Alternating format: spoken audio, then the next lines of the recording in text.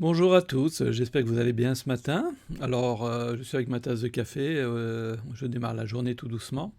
J'étais à table et on était occupé à parler d'un article que j'ai croisé dans mes recherches hier concernant un boycott potentiel des produits marocains par l'Espagne. Et dans cet article, j'ai appris, alors je ne sais pas si c'est vrai, je ne suis pas allé vérifier moi-même, en tout cas j'ai appris que, en tout cas, une part significative des fermes qui finalement exportent vers l'Espagne ou l'Europe sont tenues par des Espagnols. Puisque l'article semblait dire que ceux qui auraient probablement le plus à perdre de ce boycott étaient les Espagnols eux-mêmes. Euh, alors, je ne suis pas là pour parler du boycott. Est-il opportun, pas opportun? Est-ce que le Maroc a raison dans sa position politique, etc. C'est pas du tout le propos. Moi, ce qui m'a surtout frappé, donc, c'est que finalement, dans ces efforts d'exportation, ben, finalement, les unités de production qui exportent vers l'Espagne et l'Europe en général ben, sont tenues par des étrangers plutôt que par des Marocains. Ce qui veut donc dire aussi que ben, l'enrichissement va aux étrangers et éventuellement même cet argent, pour ça il faudra voir évidemment la façon dont les sociétés ont été constituées et construites, mais potentiellement cet argent repart vers l'Europe également. Et donc je me posais la question de savoir, mais finalement, comment le Maroc peut-il tout doucement s'en sortir et commencer aussi à générer des revenus je veux dire, qui peuvent venir en soutien de son développement tout simplement.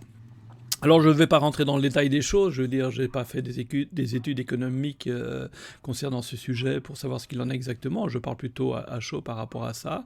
Et en fait, comme toujours, moi ce qui m'intéresse, ce sont nos comportements, nos attitudes et les conséquences qu'elles peuvent avoir par rapport à cela. Et donc la question que je me suis posée derrière, c'est ben, qu'est-ce qui fait finalement que des étrangers, comme ces Espagnols, mais je vois aussi qu'il y a pas mal de Français qui sont dans l'industrie, etc., et puis d'autres nationalités également. Comment se fait-il que ces gens-là arrivent à s'installer, créer des unités de production, finalement vivent très confortablement, et que les autochtones, les Marocains, ben, y arrivent si peu, ou en tout cas pas suffisamment, puisque des étrangers parviennent à prendre leur place, et parfois même des places très significatives. Hein. Alors on n'est plus en PME, mais quand on voit que Renault arrive, ben, ou que Renault est présent par exemple, ce qui est une grande fierté du Maroc, et je peux le comprendre d'ailleurs, hein, c'est aussi un opérateur étranger tout simplement. Alors de gros opérateurs comme ça ont l'avantage d'apporter un savoir-faire et donc, quelque part, d'essaimer leur savoir-faire vers le pays d'accueil, donc ce qui peut être une bonne chose. Et donc c'est vrai qu'à travers cette expérience de Renault, ben, le Maroc, pour le dire ainsi, apprend le métier de l'automobile, se spécialise par rapport à ça, et puis si un jour le Maroc en a envie, pourra toujours tenter de se développer dans ce créneau sous des bannières plus nationales, mais ça on le verra par la suite.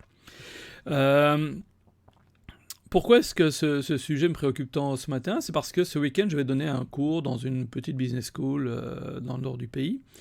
Et le souhait de la direction était de développer le goût d'entreprendre auprès de ses étudiants. Et c'est vrai qu'aujourd'hui, de ce que j'observe également quand j'enseigne dans d'autres business schools, il n'y a pas un énorme goût d'entreprendre. Le nombre d'entrepreneurs, heureusement il y en a quelques-uns, est souvent assez limité par rapport au nombre de personnes qui sont simplement dans un emploi de travail. Aujourd'hui, probablement, nous vivons dans des sociétés qui sont très déséquilibrées parce que, j'ai pas de statistiques précises, mais simplement intuitivement, j'ai tendance à penser que 80% de la population effectivement active l'est dans un contrat de travail. Si pas plus, peut-être même 90 ou 95% de la population est sous contrat de travail, ce qui crée quand même d'énormes déséquilibres dans la structure de nos sociétés. Si on retourne vers une vision synarchique, ben on pourrait dire qu'il manque des effectifs dans les trois autres castes, tout simplement. Et donc, c'était certainement dans la caste des producteurs, c'est-à-dire la caste des entrepreneurs, de ceux qui montent des affaires, les développent, les gèrent, Au bénéfice, je dirais, à son bénéfice personnel évidemment, mais également au bénéfice de tous ceux qui viennent s'abriter sous cette entreprise et apporter leur concours dans cette entreprise pour avancer. Alors on a souvent parlé des relations qui peut y avoir au sein de l'entreprise et le fait de prendre soin des collaborateurs et les collaborateurs prendre soin de l'entreprise et de ces équilibres-là. On y reviendra très certainement parce que c'est vraiment au cœur de mon travail. Et d'ailleurs, le slogan de mon entreprise, c'est pour une économie au service de la vie. Donc nous recherchons toujours un juste équilibre entre la capacité à l'entreprise de générer des bénéfices, comment dire, de rémunérer ses actionnaires, ce qui est tout à fait normal, et en même temps de prendre soin et d'offrir un avenir et une vie décente, équilibrée au personnel qui est là. Et qui vient apporter sa contribution, et ce d'autant plus que nous aurions besoin de pouvoir voir des personnes plus instruites commencer à construire leur pays, construire des entreprises, des industries. Alors, quand on est dans des universités et qu'on parle aux jeunes, aux universitaires et aux jeunes professionnels à venir de cette question-là, un prétexte qui est souvent mis en avant, c'est oui, mais je veux d'abord aller chercher de l'expérience. Alors, qu'est-ce qu'ils vont faire? Ils vont chercher de l'expérience auprès d'un patron. Alors, ils vont chercher une expérience technique, pourquoi pas, je veux dire, c'est parfois utile. Puis en même temps, ils trouvent aussi leur marque dans ce mode de fonctionnement et commencer à fonctionner différemment, c'est-à-dire dans un environnement de risque, en tout cas où le risque est plus palpable, etc. Ici, ils ne sont pas préparés, et donc franchir ce pas devient de plus en plus compliqué, surtout qu'ils sont engagés dans la vie. Ils ont peut-être leur crédit pour leur maison, pour leur voiture, il y a les enfants qui sont là. Prendre des risques devient plus compliqué, ou en tout cas leur coûte plus cher, où les risques sont plus importants. Et donc, comme l'appétence au risque n'est pas très positive, elle l'est d'autant moins que la vie avance. Donc souvent, le passage à l'entrepreneuriat, à moins qu'on les y pousse à un moment donné parce qu'on les met en dehors de l'entreprise, parce qu'on est en sureffectif, il y a une crise où l'entreprise va mal, ils ne sont pas nombreux à franchir le pas. Ceux qui franchissent le pas, de ce que j'observe beaucoup, sont ceux qui prennent leur retraite anticipée, ou bien qui partent à la retraite, qui ont besoin de continuer à travailler parce qu'il y a encore les études des enfants, ou bien simplement la retraite est insuffisante, surtout sous ces latitudes. Et là, à ce moment-là, comme il n'y a pas d'autre choix, ils s'engagent à faire un bureau ou une petite entreprise, etc. Donc c'est plutôt les seniors qui sont occupés à faire cela.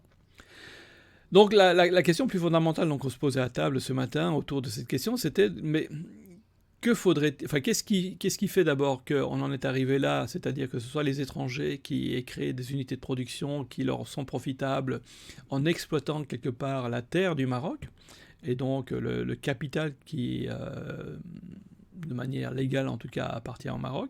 Qu'est-ce qui fait que ce soit eux qui tirent un peu les marrons du feu, plutôt que les Marocains? Et la deuxième question, que faudrait-il pour qu'il en soit autrement? Alors on pourrait, dans le cas faudrait-il pour qu'il en soit autrement, on pourrait se poser, on pourrait avancer des hypothèses du genre, on pourrait légiférer, on pourrait, subventionner, on pourrait faire beaucoup de choses. Et à nouveau là, on part sur des interventions extérieures, et donc on reste dans cette relation que nous avons beaucoup, semble-t-il, ici au sein du pays, qui est celle de l'assistanat. Je dois être une personne assistée, je dois être une personne dont on prend soin, je ne suis pas capable d'initiative, etc. Alors beaucoup diront oui, mais je n'ai pas nécessairement les capitaux pour le faire, et je peux l'entendre tout à fait. En même temps, au sein de la population marocaine, des personnes ont des capitaux, donc la question serait de savoir de quoi aurait-on besoin que pour créer la confiance qui ferait que ces capitaux puissent être mobilisés, et que d'un autre côté, les forces de travail puissent être mobilisées également, et que conjuguer ensemble, un certain nombre de choses puissent se faire. Et c'est là où finalement nos comportements et nos attitudes les uns envers les autres, nos présupposés les uns vis-à-vis des autres, jouent un grand rôle. Dans toute communauté, il y a des gens qui sont bons et des gens qui sont moins bons. C'est vrai au Maroc, mais c'est vrai dans tous les pays. Et simplement, mon sentiment, c'est que beaucoup ont développé des généralisations autour de cela. Ils se sont fait avoir une fois, deux fois, trois fois par des personnes malhonnêtes. Et donc tout d'un coup, et c'est un phénomène psychologique qui est bien connu, tout le monde est malhonnête, tout le monde fonctionne mal, on ne peut faire confiance à personne. Et donc les peurs se sont érigées. La peur est une émotion, et dans les émotions, la peur est l'émotion la plus destructrice. C'est ce que nous savons. Alors, elle est destructrice au niveau de nos santé, mais je pense qu'elle est destructrice aussi dans ce qu'on souhaite entreprendre, puisque cette peur nous bloque, en tout cas, nous interdit de réaliser un certain nombre de choses, puisque nous pensons que si nous devions les réaliser, le risque est important de subir telle ou telle conséquence négative. À l'inverse, l'émotion qui est la plus constructive, semble-t-il, c'est l'amour, suivi de près par la... Comment on appelle ça encore maintenant Euh, La reconnaissance, on va dire. Je cherchais le terme exact, mais enfin, le fait d'être reconnaissant, la gratitude, voilà le terme que je cherchais, suivi par la gratitude. D'accord ? Et ce qui est intéressant, d'ailleurs, c'est que... Et je me permets de parler ainsi parce que le Maroc est une terre qui se définit religieuse, puisque de par sa constitution, c'est bien article 1er de la constitution, l'État se choisit l'islam comme religion, donc c'est un État confessionnel. Donc faire référence de temps en temps, je veux dire, à la spiritualité est tout à fait légitime, me semble-t-il. Si on va justement vers ce socle de valeurs historiques du Maroc, l'amour, la compassion, la gentillesse, l'entraide, la fraternité, la gratitude également, à travers l'Alhamdulillah, sont des choses qui sont là, qui sont importantes et qui sont recommandées. Donc, comment arriver finalement à migrer à un moment donné des peurs vers la confiance, vers l'amour, etc. Quand je dis l'amour, ça veut dire de la compassion, la fraternité, donc toutes les dérivées qui peuvent être là. Et ça, c'est une vraie question et c'est la question à laquelle nous allons devoir répondre. Alors le Maroc vient de publier, l'État marocain vient de faire paraître les conclusions d'une commission qui a été mise sur place par Sa Majesté le Roi, si ma mémoire est bonne, dont la mission était de redéfinir les contours de l'avenir. Alors je n'ai plus le terme exact, je crois que ça s'appelait le nouveau modèle de développement. Je ne l'ai pas encore lu, je l'ai juste parcouru en diagonale, donc je ne vais pas en parler aujourd'hui. Mais en même temps, je veux dire, ce que je viens de dire par rapport au fait de changer de comportement, d'attitude, de façon de fonctionner ensemble, j'espère en tout cas, et en toute logique, devrait se retrouver également, en tout cas on devrait ou on aurait dû en faire mention dans ce nouveau modèle de développement.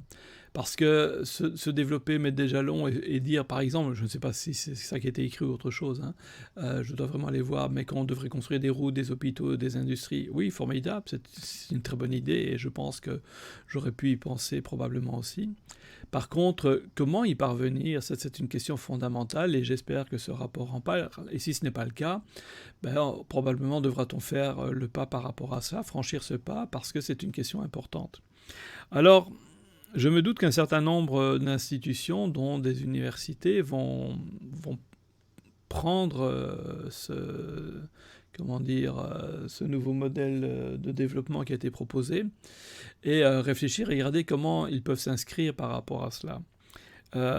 Ils ont raison, je veux dire, on a besoin de développer autant d'ingénieurs, on a besoin de développer, je ne sais pas moi, telle ou telle filière qui n'est pas présente aujourd'hui, on doit renforcer tel ou tel savoir, que sais-je, etc. C'est très bien. Et en même temps, il y a une chose qui est plus difficile à discuter parce que les gens ne sont pas préparés à ça, ils n'ont pas beaucoup de connaissances par rapport à ces questions-là, si ce n'est des connaissances intuitives. Et puis surtout, ce sont des sujets qu'on n'a pas trop tendance à aborder parce que ce serait quelque part aussi reconnaître que nous ne sommes pas au rendez-vous de cela à titre ne fût-ce qu'individuel. Et cette reconnaissance n'implique qu'une seule chose, c'est qu'on serait obligé d'agir par rapport à cela. Et tout le monde n'est pas prêt à faire ce travail sur lui-même ou à faire ce travail tous ensemble parce qu'il paraît plus compliqué. C'est un travail sur lequel on pourrait avoir des bras de fer, si je peux m'exprimer ainsi, où il pourrait y avoir des résistances. Par contre, dire « nous allons ouvrir de nouvelles entreprises, de nouvelles unités de production » et quelque part, nous venons flatter ce désir de sécurité, ce désir de prise en charge, d'assistanat, Oui, je veux dire, si on dit ça, tout le monde applaudit des deux mains. Ah, enfin, je vais avoir du travail, je vais pouvoir peut-être m'enrichir, je vais avoir un avenir. Et donc, on est dans un comportement qui est très, très individualiste, très personnel. Alors je vous renvoie éventuellement à une autre vidéo où on parlait justement de l'argent et durant tout le week-end j'ai rencontré des personnes absolument formidables, j'ai fait des nouvelles connaissances et nous avons souvent échangé autour d'une provocation que je lançais souvent qui était de dire il ne faut pas travailler pour de l'argent. Alors, j'ai déjà fait une vidéo là-dessus, je ne vais pas revenir dessus. Il ne faut pas travailler pour de l'argent. On peut gagner de l'argent à travers son travail, mais il ne faut pas travailler pour de l'argent. Je pense en tout cas. Il faut travailler pour délivrer ce qu'on a à délivrer, pour remplir sa mission, pour faire ce qu'on a à faire. Et chemin faisant, nous pourrions gagner de l'argent par rapport à cela. Mais dans certains métiers, comme le mien par exemple, en tout cas une partie de mon métier qui est celui de coach, je veux dire... Évidemment, je veux dire, si les personnes ont les moyens, ben, ça me fait plaisir et c'est important qu'ils puissent me payer correctement par rapport aux accompagnements que je peux leur offrir.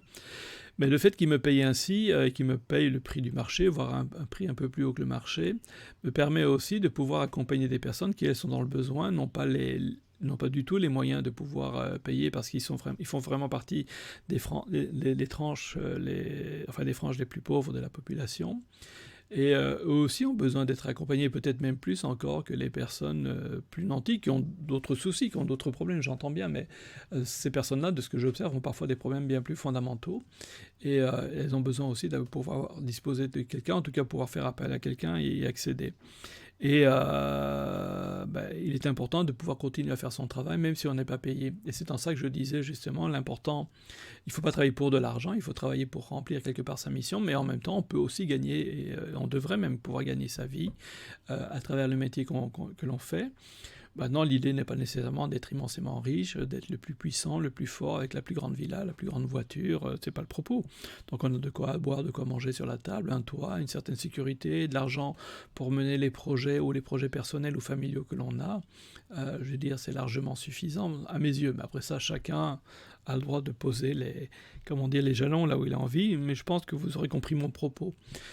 Donc je veux dire, on a des comportements, des attitudes, des pensées, des postures à devoir développer qui peuvent nous permettre à pouvoir développer un Maroc aujourd'hui ou demain, en tout cas c'est le souhait que je forme pour ce pays, où justement, de moins en moins ce seront les étrangers qui tireront les marrons du feu, du développement et de ce qui est mis en place par l'État marocain, de même que de la terre marocaine elle-même, je dirais, de ses possibilités, et que de plus en plus ce soit les Marocains et le peuple marocain qui puissent aussi en tirer bénéfice, profit, pas nécessairement toujours en termes d'argent, mais c'est peut-être en termes de développement, de moyens mis à disposition, de projets communs, etc. Et pour ça, on a besoin probablement de réparer toute une série de comportements qui viennent en frein par rapport à tout cela. Et donc développer de plus en plus, alors on va dire des choses simples, mais il y en a probablement d'autres, c'est parce que j'ai pas pris le temps de nécessairement faire une liste très équilibrée, très pensée, mais ce sont des comportements et des attitudes de l'ordre de la fraternité, de la gentillesse, de l'attention, de la confiance, du fait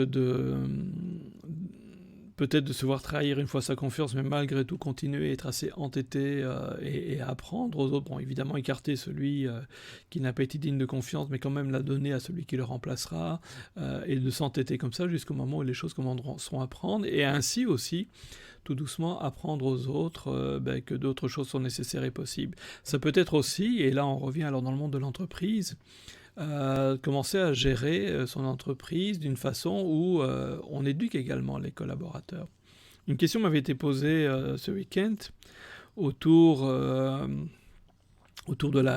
la faute en entreprise, et c'est ça c'est un véritable problème aujourd'hui, en ce sens que, et c'est normal que les entreprises traquent les erreurs et les fautes, déjà pour les corriger, puis surtout pour éviter qu'elles se présentent. Mais par contre, ce qu'elles font aussi, elles sanctionnent les erreurs. Alors qu'on sanctionne une faute, c'est normal. Alors la différence entre une erreur et une faute, c'est que la faute a été faite volontairement, l'erreur est le fruit d'un apprentissage. Donc quand je fais une chose pour une première fois, ou je peux réussir ou je peux échouer, mais dans les deux cas, je vais apprendre quelque chose.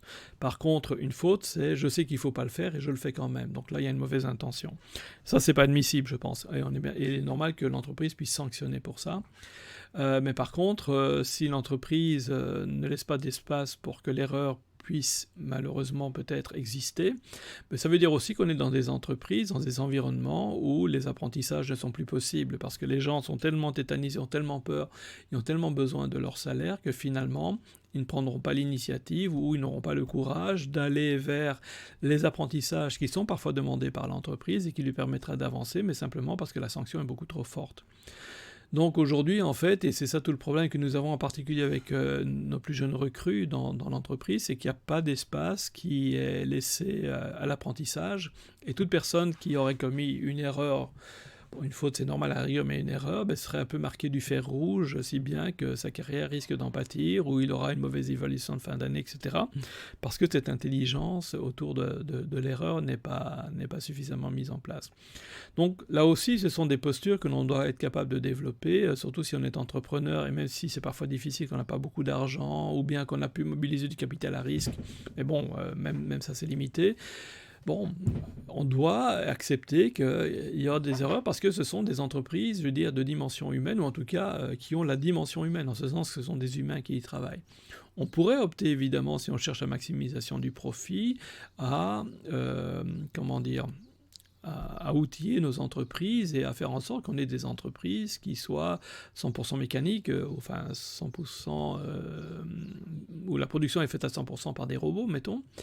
Mais à ce moment-là, comment ce projet économique s'inscrit-il finalement dans le développement du pays et dans la dignité de ses habitants ?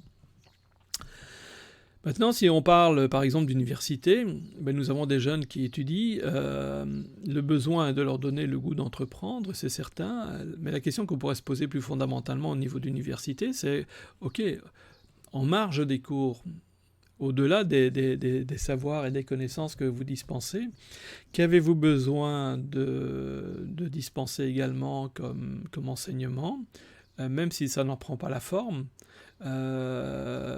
et qui soient des enseignements qui soient liés au comportement et aux attitudes, et en tout cas de devenir finalement quelque part, et c'est une image que je prends, des éleveurs qui vont, ou des, qu'on appelle ça encore dans les cirques,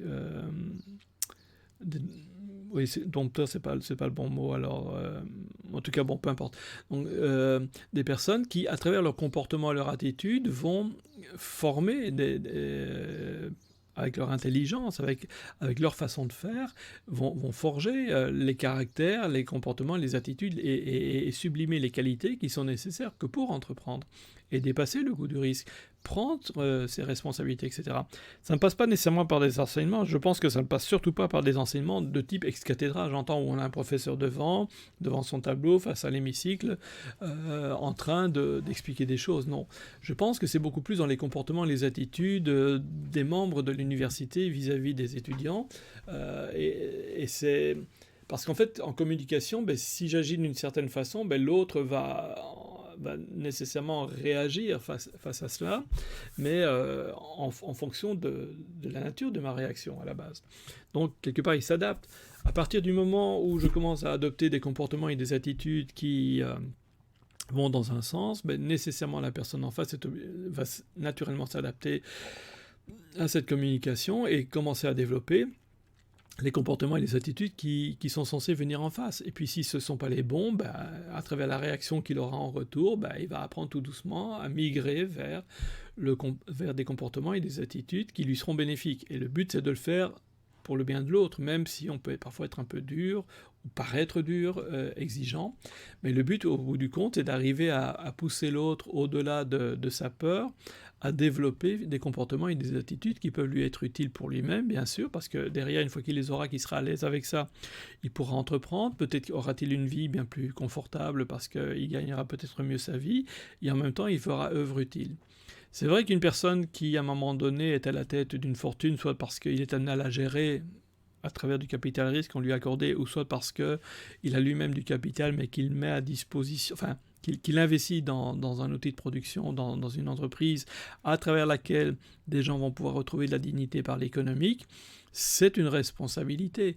Et c'est une responsabilité même qui est parfois très lourde, et pour lesquelles on a besoin d'avoir des gens qui soient bien préparés par rapport à ça, que ce soit en termes psychologiques, mais également qui sachent à quoi ils s'exposent et ce qu'on va devoir attendre d'eux. Par exemple, à un moment donné, en tant que chef d'entreprise, ils devront peut-être se séparer de quelqu'un qui met l'ensemble de la structure en péril, et malgré tout ce qu'on aura déjà mis en place pour tenter de redresser la situation avec lui, ça ne s'est pas fait. Or, cette personne est peut-être dans de grands ennuis personnels. Et en même temps, il devra quand même s'en défaire pour aller chercher quelqu'un d'autre qui sera peut-être lui-même aussi dans les ennuis, mais qui par contre se montrera bien plus fiable pour l'entreprise, et qui offrira donc à l'ensemble des collaborateurs une sécurité, une pérennité qui est utile. Donc, se séparer de quelqu'un en tant que chef d'entreprise, et là je suis bien placé pour en parler, c'est pas simple du tout. Je veux dire, émotionnellement, c'est atroce, surtout qu'on a tissé des liens avec la personne, qu'on connaît peut-être sa famille, ses enfants, etc., mais on ne peut pas en faire l'économie en tant que chef d'entreprise. Je pourrais peut-être faire quelque chose à titre humain, hein, en tant que personne, lui donner un peu d'argent, l'aider à retrouver un travail, etc. Mais en tant que chef d'entreprise, c'est-à-dire en tant que personne en qui mes collaborateurs ont confiance pour garantir, jusqu'à un certain point en tout cas, un avenir, ils ne comprendraient pas que je conserve cette personne. Évidemment, ça peut leur faire peur de voir qu'on peut se séparer de quelqu'un. Mais en même temps, ça peut les rassurer aussi de savoir qu'il y a quelqu'un qui préserve les intérêts de l'entreprise et donc la pérennité par rapport à cela. Donc tout ça pour dire que on a besoin aussi de pouvoir être capable de développer des personnes qui seront capables d'entreprendre, mais qui auront aussi toutes ces compréhensions, non seulement compréhension de leurs responsabilités, mais également la capacité à pouvoir les mettre en œuvre parce qu'ils ont le caractère qu'il faut, parce qu'ils ont la compréhension juste qu'il faut, et parce qu'on les a préparés aussi à pouvoir gérer des moments qui sont parfois émotionnellement plus difficiles. Et ça, ce ne sont pas des apprentissages que l'on fait, je veux dire, de manière externe et rationnelle en donnant un cours, ce sont des apprentissages qui se font à travers les relations que l'on va tisser, à travers je veux dire, les interactions humaines que l'étudiant pourra avoir avec l'université au sens large, c'est-à-dire les représentants de l'université, que ce soit le staff administratif, que ce soit les enseignants, que ce soit le rectorat, enfin peu importe, même à la rigueur le gardien à l'entrée, je veux dire. Hein, et donc, les universités peuvent être amenées, par exemple, à penser, très bien, où souhaitons-nous amener nos étudiants, en tout cas une partie d'entre eux, et pour pouvoir y parvenir, enfin, de quoi ont-ils besoin par rapport à cela, et pour y parvenir, que mettons-nous en place, et que choisissons-nous de faire, comment choisissons-nous de nous comporter. Eh bien voilà une façon de faire également. Donc voilà un peu tout ce qui m'a inspiré à un moment donné cet article sur les Espagnols. Alors je souhaite beaucoup de succès à ces Espagnols, il n'y a pas de raison à cela. Ils font probablement vivre des Marocains qui viennent travailler sur leurs fermes, etc. Et en même temps, je souhaite que nous puissions tous commencer à réfléchir ensemble et surtout à identifier que devrions-nous nous changer. Je n'ai pas dit qu'est-ce que devrait changer l'autre, parce que ça, dans les commentaires, probablement, beaucoup de gens viendraient me dire « Oui, mais nous devrions tous être plus ceci, plus cela », sous-entendu en entendant beaucoup que les autres commencent à faire le travail aussi, ou sous-entendant que, écoute, moi je le fais ou je suis capable de le faire, mais j'attends que les autres me montrent qu'ils soient capables de le faire aussi. Alors, évidemment, ce serait souhaitable qu'ils puissent le faire, mais la question, c'est plus qu'est-ce que nous pouvons commencer à changer pour dire de commencer à changer tout doucement les comportements et les attitudes de nos contemporains, en n'oubliant pas que beaucoup d'entre nous sommes des parents également, et donc les comportements que nous développons vis-à-vis même des autres adultes, que ce soit dans nos relations du quotidien, quand on va chez l'épicier, ou bien quand on utilise du personnel de maison, ou avec le pompiste, enfin toutes les interactions qu'on peut avoir, mais peut-être même également nos collègues de travail, mais nos enfants en sont témoins et s'inspirent de cela. Donc quelque part, nous sommes source d'inspiration pour nos enfants qui vont tout doucement probablement reproduire les mêmes comportements, les mêmes attitudes, et donc qui ne ferait que faire perdurer cette situation qui n'est peut-être pas trop favorable. Ce faisant, si nous avons un peu plus de personnes qui sont prêtes à entreprendre, on commencera tout doucement un rééquilibrage entre les quatre castes de la synarchie, ce qui ferait du bien, je pense, à la nation. Hein. Pour l'instant, elle est beaucoup trop en déséquilibre sur la caste des serviteurs. Je le disais tout à l'heure, ma hantise, et je pense que malheureusement, c'est ce que nous sommes occupés à voir au niveau mondial, c'est que quand c'est la caste des serviteurs qui domine, d'après Platon, hein, on rentre dans la tyrannie. Et il me semble que ce qu'on est occupé à voir dans des grands pays comme la France, par exemple, qui se targue soi-disant d'être le pays des droits de l'homme, peut-être l'a-t-il été un jour, peut-être est-ce que c'est là où on les a écrits, mais en même temps, moi j'aime bien juger sur les actes. Ben, il ne me semble pas que la France soit en tout cas à cet idéal ou soit encore à cet idéal. Euh, Quand je parle de la France, ce sont ces structures étatiques. Hein. Après ça, les Français, c'est une autre chose.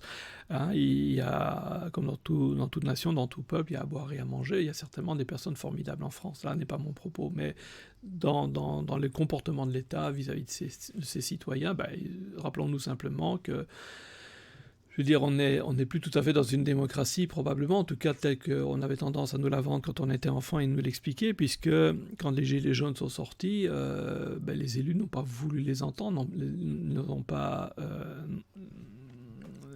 véritablement dialogué avec eux ou suffisamment. On leur a plutôt envoyé l'armée ou la police en l'occurrence pour les faire taire, et puis on a joué la montre pour étouffer le mouvement. Donc on va vers des formes de tyrannie, et je pense que c'est ce qui s'inscrit de plus en plus un peu sous toutes les latitudes du monde, puisque nous sommes dans un monde très globalisé aujourd'hui, en tout cas c'est ce qu'on nous prétend. Et donc je vois de plus en plus ces formes de tyrannie s'installer. Et donc apparemment Platon avait parfaitement raison par rapport à cela. Donc, est-ce qu'une marche arrière est possible? Ça, c'est un gros point d'interrogation. On pourrait penser que non, parce que, comme je le dis souvent, nos choix ont des conséquences et nous ne pouvons pas échapper aux conséquences de nos choix. Donc, en tant que groupe humain, nous avons posé des choix, ou certains ont posé des choix en notre nom, et ces choix ont été mis en exécution. Donc, il est naturel que nous payions les conséquences de ces choix, heureuses ou moins heureuses. Par contre, si ces conséquences devaient s'avérer moins heureuses, ce qui semble être plutôt le cas aujourd'hui, puisqu'on va vers ces formes de tyrannie, cela ne pourra changer et nous pourrons retourner vers une synarchie ou vers quelque chose de plus équilibré qu'à partir du moment où nous choisirions aujourd'hui de nous comporter différemment, d'avoir des comportements et des attitudes peut-être plus responsables. Et donc, on n'en aura pas les bénéfices tout de suite, mais par contre, nous aurons à un moment donné les conséquences de nos choix. Et si ces choix sont plus heureux, nous aurons donc ainsi à terme des conséquences plus heureuses. Et donc, sur le temps, on arrivera peut-être à redresser ou aller vers des équilibres qui sont plus désirables pour nos sociétés. Il nous a fallu 10, 20, 30, 40 ou 50 ans, ça dépendra à quel facteur chacun aura envie d'identifier le moment où les choses se sont infléchies. Il nous a fallu donc tout un temps pour arriver là où nous en sommes aujourd'hui. Je pense qu'il serait déraisonnable d'imaginer qu'on s'en sortira en une nuit. Donc on va devoir payer les conséquences de nos choix passés, même si nous commençons à nous comporter différemment aujourd'hui. Le temps que la sauce prenne, si je peux m'exprimer ainsi, il faudra un certain temps. Il faudra qu'on arrive à une masse critique de personnes qui commencent véritablement à pratiquer des comportements et des attitudes plus heureuses et plus constructives pour la société. Et ce n'est qu'à partir de ce moment-là que ça commencera à avoir une sorte d'effet boule de neige et qu'on commencera tout doucement à percevoir les conséquences heureuses de ces choix, mais ça viendra peut-être dans 5, 10, 15 ou 20 ans. Il faut une génération ou 2 générations maintenant qui ait le courage, quelle que soit la rétribution qui leur soit faite de leurs efforts. Quand je dis rétribution, c'est parfois très moral, hein, ça peut être la reconnaissance, par exemple, etc. Qui ait une clarté d'esprit, qu'ils aient le courage de malgré tout continuer dans ses comportements et ses attitudes, de façon à un moment donné à arriver à ce chiffre que instinctivement je place moi à 20%, qui est celui à partir duquel un effet boule de neige pourrait se réaliser. Donc je vous laisse à ces réflexions. Alors comme toujours, hein, postez vos commentaires ici en dessous, avec gentillesse, bienveillance et respect. On est là pour échanger, pour construire, pour comprendre, on n'est pas là pour s'injurier. Si vous deviez penser que je suis à côté de la plaque ou une mauvaise personne, vous avez absolument le droit de le penser, je ne peux même pas vous interdire de le faire. Vous avez même la capacité et le droit de l'exprimer, je ne peux pas vous empêcher de le faire non plus, simplement ce n'est pas très constructif et ça n'aidera en rien. Par contre, tentons de construire ensemble et venez avec vos idées, venez avec vos visions, et puis tantôt d'en débattre. Travaillons à remonter ensemble aux présupposés de nos... qui sont souvent cachés dans le silence, hein, mais qui président à notre pensée. Allons vérifier ensemble si ces présupposés sont bien justes, sont bien vrais. Si ce n'est pas le cas, ayons l'intelligence ensemble de les réajuster et de voir quelles sont les conclusions alors qu'ils commencent à s'imposer, de façon à tous ensemble trouver notre chemin, parce qu'on ne se sauvera pas seul, si je peux m'exprimer ainsi, on se sauvera que tous ensemble. Et là, il y a toute une nation qui souffre. Moi, il y a quelque chose qui m'a beaucoup attristé, j'avais fait un billet écrit en l'occurrence sur le sujet, c'est quand toute une masse de jeunes Marocains ont débarqué à Ceuta, à la nage, malgré tous les risques que ça peut représenter. Alors on pourrait arguer, oui, la police a fermé les yeux, etc. Tout ça est peut-être parfaitement vrai. Oui, il y a une situation aussi où il y a peut-être, où un État a peut-être souhaité faire la démonstration de ce qu'il offrait à l'autre pays qu'il avait peut-être tendance à oublier en relâchant peut-être volontairement sa vigilance. Tout ça est peut-être vrai aussi. En même temps, il y a quand même 8000 personnes qui, si je me souviens bien du chiffre, qui ont pensé que c'était la bonne chose à faire pour elles-mêmes. Même s'ils ont été instrumentalisés, c'est possible, je n'en sais rien et je ne vais pas discuter de ça. Mais en tout cas, il y a quand même 8000 personnes qui ont traversé à la nage pour aller à Ceuta. Et donc, ça m'interroge beaucoup. Un autre article de la presse que j'ai lu hier ou avant-hier, c'était sur la réouverture des aéroports et donc des liaisons avec l'étranger, où on écrivait, un journal marocain écrivait que les Marocains résidant à l'étranger se font une joie de retourner dans leur terre d'accueil. Et cette expression m'a choqué parce que ça veut dire quoi? Dit comme ça veut dire je suis malheureux dans mon pays. Et peut-être que c'est vrai, hein, je ne critique pas la question. Peut-être que beaucoup de gens considèrent que c'est un malheur d'être ici. Alors on dira à l'étranger, le Maroc est le plus beau pays du monde, mais en même temps, je préfère vivre à l'étranger avec sa sécurité sociale, son confort, son écran plat, ma carrière, mon épanouissement professionnel, enfin peu importe, il peut y avoir des milliers de raisons à ça, et je critique même pas. Je veux dire, chacun pose ses choix dans la vie, il va vivre là où il a envie. Mais là où ça me fait un peu mal, c'est que les Marocains, qui eux, j'ai envie de dire, restent au pays, sont généralement très fiers des Marocains résidant à l'étranger. Ils sont fiers de leurs réalisations et ils les soutiennent. Et apparemment, c'est pas toujours le cas dans l'autre sens, mais bon, après ça, chacun... Enfin, il y a à boire et à manger. Il y a des gens qui le font très clairement, puisque quand ils seront à l'étranger, on entendra souvent « Oui, le Maroc est le plus beau pays du monde ». Ce qui me faisait sourire quand j'étais plus jeune et que je vivais encore en Europe, parce que j'avais cette tendance, bon, j'ai de la répartie, et souvent je disais, mais alors qu'est-ce que tu fais là? Alors si le Maroc est le plus beau pays du monde, qu'est-ce que tu fais là? Mais c'était une façon pour moi de challenger un peu la pensée de la personne, je veux dire, et de montrer peut-être qu'il y a une dissonance entre ce qu'elle a tendance à dire et les actes qu'elle a posés par rapport à cela. Donc vous voyez, ce travail sur ces dissonances ne date pas d'aujourd'hui. Donc voilà, ça aussi, ça m'avait impressionné, et ça va absolument dans le même sens, je veux dire, donc des Marocains qui veulent s'enfuir du pays, des Marocains qui sont tout heureux de retrouver leur terre d'accueil, avec le présupposé qu'ils ne sont pas très heureux ici, hein, parce que surtout la façon dont c'était écrit me donnait le sentiment, en tout cas me laissait à comprendre qu'il y avait une certaine souffrance à vivre au Maroc et être là. Bon, c'est dommage parce que moi ça fait 13 ans que j'y suis bien, grâce à Dieu. J'ai été bien accueilli, les gens sont gentils autour de moi, ils font attention à moi, j'essaie de faire attention à eux, je veux dire, voilà. Voilà pour aujourd'hui, donc ça fait ça fait 38 minutes, ça fera peut-être 40 minutes que nous sommes ensemble. Je l'ai fait un peu en roue libre ce matin, comme d'habitude j'ai pris mon café avec, je ne l'ai pas bu, donc je vais le prendre maintenant tout doucement, puis je vais me lancer dans mon travail. Je vous souhaite une excellente journée, que tout aille bien, je vous souhaite beaucoup de bonheur, et puis à bientôt pour de nouveaux propos ensemble. Portez-vous bien.